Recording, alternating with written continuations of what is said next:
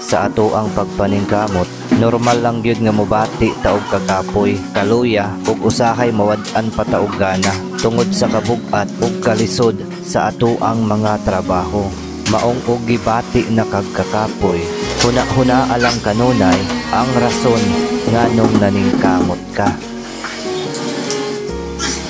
Sa ato ang pagpaningkamot, normal lang gyud nga mobati taog kakapoy, kaluya ug usahay mawad-an pataog gana tungod sa kabug-at ug kalisod sa ato ang mga trabaho. Maong og gibati na kagkakapoy, huna-huna alang kanunay ang rason nganong naningkamot ka.